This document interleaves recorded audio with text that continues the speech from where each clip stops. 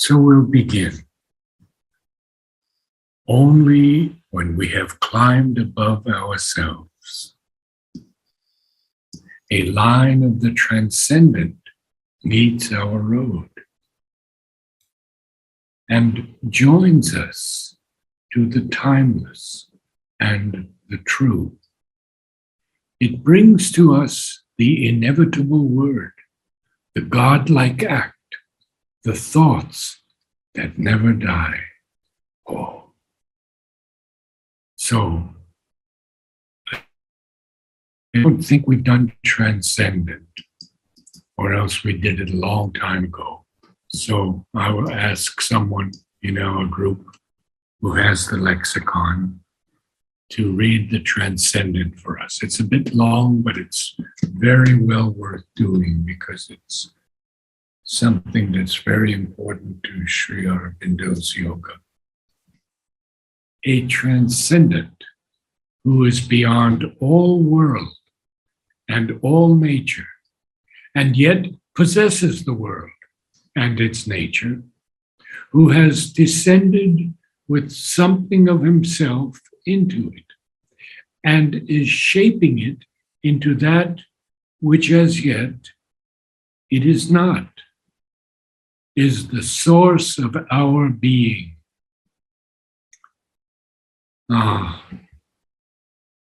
Something happened again. Okay. The source of our works and their master. But the seat of the transcendent consciousness is above in an absoluteness of divine existence. And there too is the absolute power, truth, bliss of the eternal, of which our mentality can form no conception, and of which even our greatest spiritual experience is only a diminished reflection in the spiritualized mind and heart, a faint shadow, a thin derivate. Yet, proceeding from it, there is a sort of golden corona of light, power, bliss, and truth, a divine consciousness, as the ancient mystics called it, a supermind, a gnosis, with which this world of a lesser consciousness, proceeding by ignorance, is in secret relation, and which alone maintains it and prevents it from falling into a disintegrated chaos. The transcendent, the universal, the individual are three powers overarching, underlying, and penetrating the whole manifestation. This is the first of the Trinities.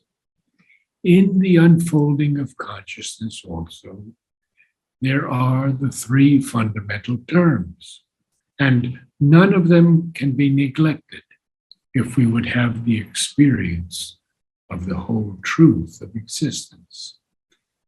And here it is. Out of the individual, we wake into a vaster, freer cosmic consciousness. But out of the universal too, with its complex of forms and powers, we must emerge by a still greater self-exceeding into a consciousness without limits that is founded on the absolute, the synthesis of yoga. We see then that there are three terms of the one existence: transcendent, universal, and individual. And that each of these always contains secretly or overtly the two others. The transcendent possesses itself always and controls the other two as the basis of its own temporal possibilities. That is the divine, the eternal, all-possessing God consciousness, omnipotent, omniscient, omnipresence, which informs, embraces, governs all existences. The human being is here on earth the highest power of the third term, the individual, for he alone can work out at its critical turning point that movement of self-manifestation, which appears to us as the involution and evolution of the divine consciousness between the two terms of the ignorance and the knowledge, the life divine.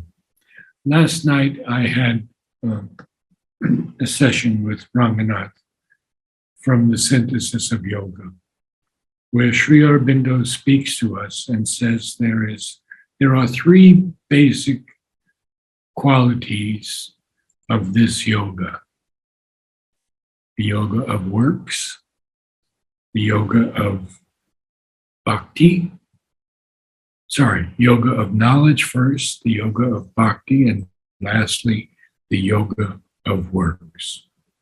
And he says that at one point, they will all be joined together. So knowledge will widen out to embrace bhakti, and then widen out even further to embrace karma yoga, which is actually one of the fastest methods of opening the psychic being. Doing work for the divine, but not egotistically saying that I am doing this work for the divine, but beginning slowly to realize that it is the divine who is working through us, and we are only instruments. This is my not only premise, but my avowed position for the Om choirs. We are simply instruments receiving the new music from the divine presence. So one more time, the transcendent from Letters on Yoga. This is what is termed the Adya Shakti. She is the supreme consciousness and power above the universe, and it is by her that all the gods are manifested, and even the supramental Ishvara comes into manifestation through her, the supramental Purushottama, of whom the gods are powers and personalities. I read in one of Sri Aurobindo's works where he says, it is the mother who will bring down the supramental. And indeed, in 1956, 6 years after he allowed his body to be put into the earth, Mother broke through and the supramental flooded the earth. So this is very, very important, this passage. And what does it do? It joins us to the timeless and the true.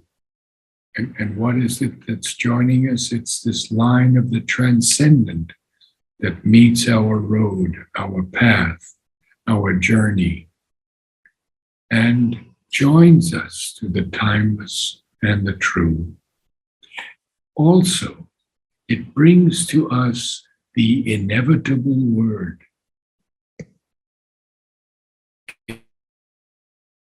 Inevitable here is, in a very sense, in a deeper sense, something that is sure to happen or to come. It is certain, it is necessary. And what happens?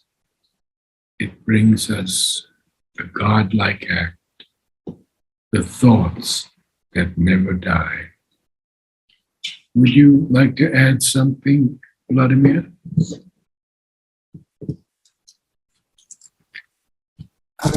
I don't think so. No, thank you. Okay. This is so profound what you read on transcendental. It is something really to ponder about. Yes. A ripple of light and glory wraps the brain, and traveling down the moment's vanishing road, the figures of eternity arrive. These are the things that happen when we achieve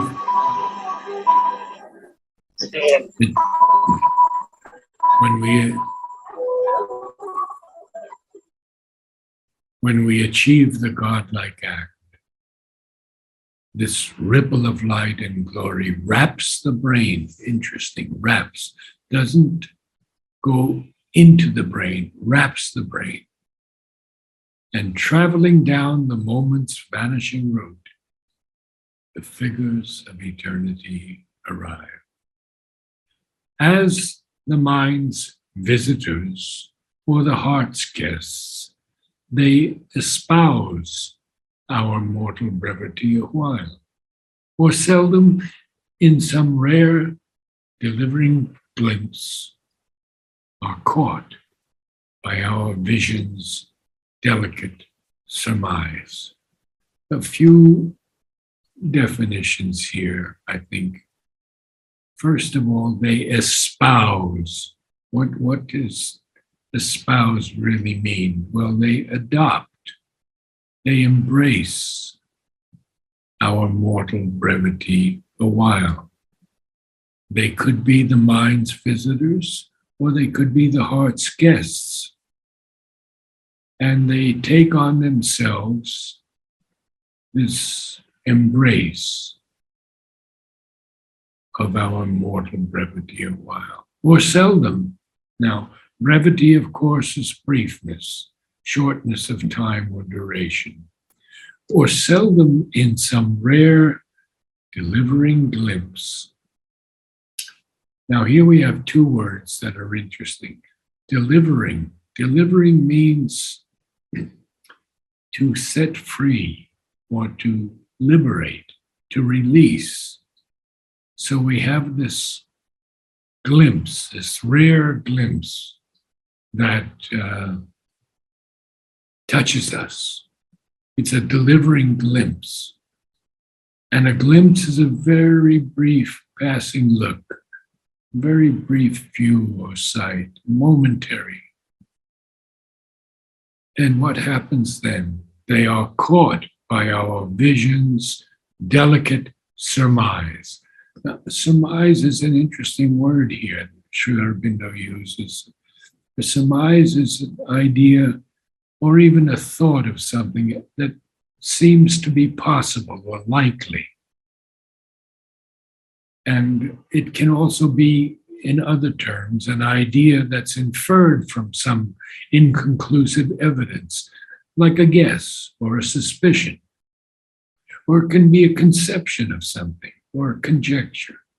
So we continue on. Although beginnings only and first attempts, these glimmerings point to the secret of our birth and the hidden miracle of our destiny.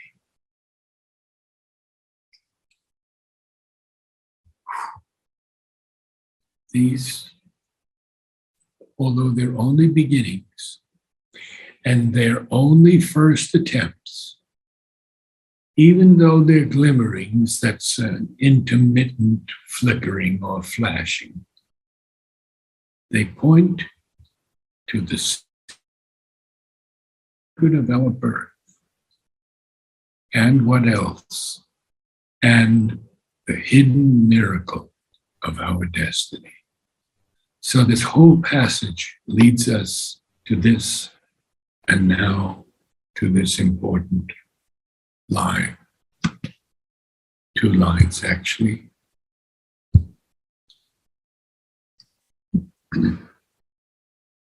What we are there and here on earth shall be is imaged in a contact and a call.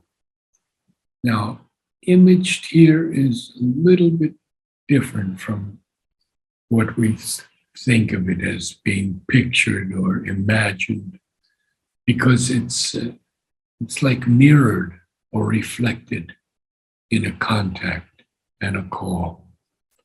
Now, the word contact is also important here because it's the condition of touching or of immediate proximity. Now, I really have to read the call.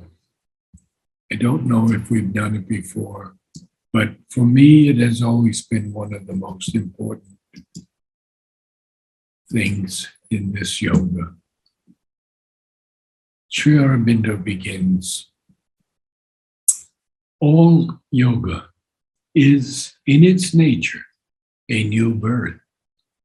It is a birth out of the ordinary, the mentalized material life of man into a higher spiritual consciousness and a greater and diviner being.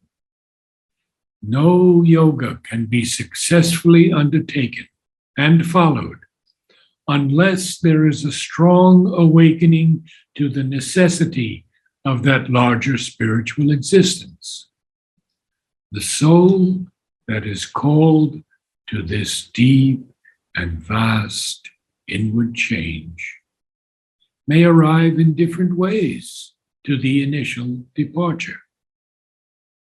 It may come to it by its own natural development, which has been leading it unconsciously towards the awakening.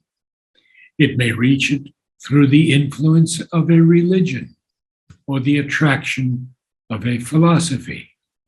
It may approach it by a slow illumination or leap to it by a sudden touch or shock. It may be pushed or led to it by the pressure of outward circumstances, or by an inward necessity, by a single word that breaks the seals of the mind, or by long reflection, by the distant example of one who has trod the path, or by contact and daily influence. According to the nature and the circumstances, the call will come. The synthesis of yoga. For me, this is so important, so very important, because this yoga is indeed a new birth. Nothing has ever happened before to compare to the integral yoga. So we know it is a birth out of the ordinary, the mentalized material life Sri Aurobindo speaks about, into a higher spiritual consciousness and a greater and diviner being. But it cannot be successfully undertaken, this yoga, or followed, unless we awake to the necessity of a larger spiritual existence. All of us are already at this point. There's no question there.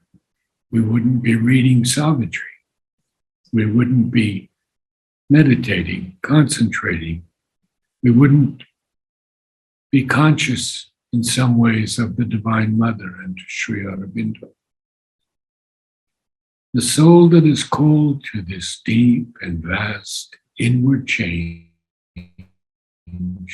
may arrive in different ways to this beginning, this initial departure. So how can it come? Well, it can come by its own natural development. That is to say, those who have had many, many lives previously have taken rebirth again and again and the psychic being has come out and is leading them. So it could be by its natural development, but it could be that it's been leading it unconsciously also towards the awakening.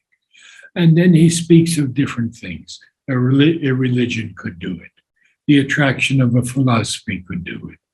It could come by a slow illumination or leap to it by a sudden touch or shock.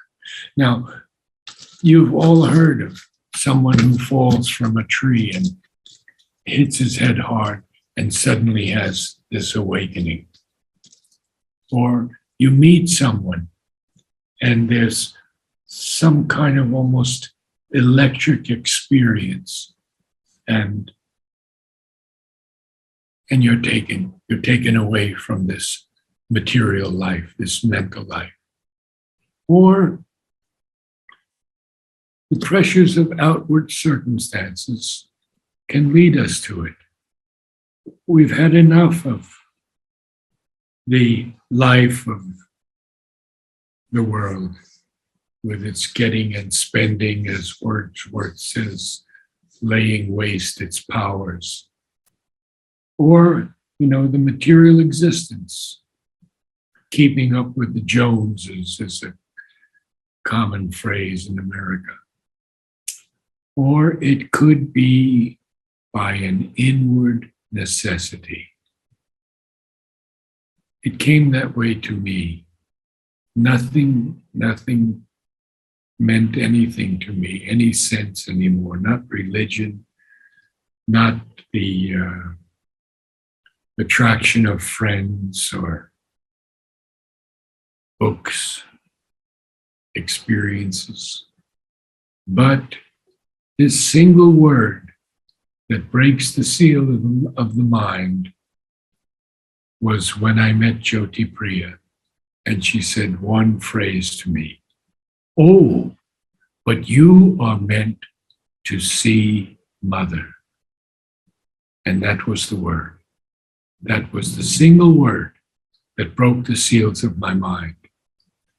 And then Sri Aurobindo concludes with, it could be that by the distant example of one who has trod the path, Sri Aurobindo, Mother, or by contact and daily influence, Mother, and some of the disciples as well. For me, it was Nalini and Aurobindo Basu, but it was also at times others, Purani, who treated me like a son and a brother. It could have been, so many of those early disciples. Savitri, for example, who would write to me and send me Mother's replies. But then Sri Aurobindo says this very important thing: according to the nature and the circumstances, the call will come. Now, he says the human, and that's the synthesis of yoga. Now, here's letters on yoga. The human vital and physical external nature resist to the very end. My goodness, don't we know that? But if the soul has once heard the call, it arrives sooner or later. Letters on yoga. And I'll do two more from the synthesis again. The call, once decisive, stands. The thing that has been born cannot eventually be stifled. Even if the force of circumstances prevents a regular pursuit or a full practical self-consecration from the first, still the mind has taken its bent and persists and returns with an ever-increasing effect upon its leading preoccupation. There is an ineluctable persistence of the inner being, and against it, circumstances are in the end powerless, and no weakness in the nature can for long be an obstacle. And lastly, essays on the Gita.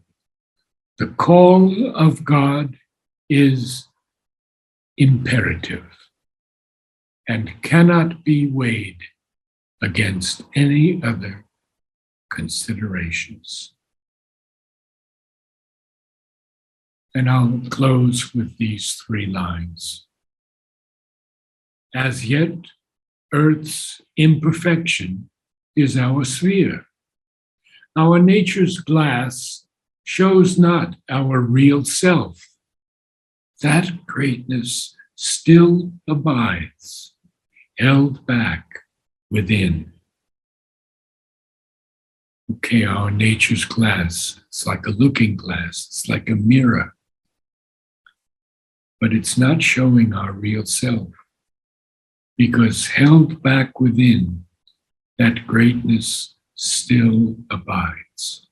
To abide is to remain somewhere, to reside, to dwell.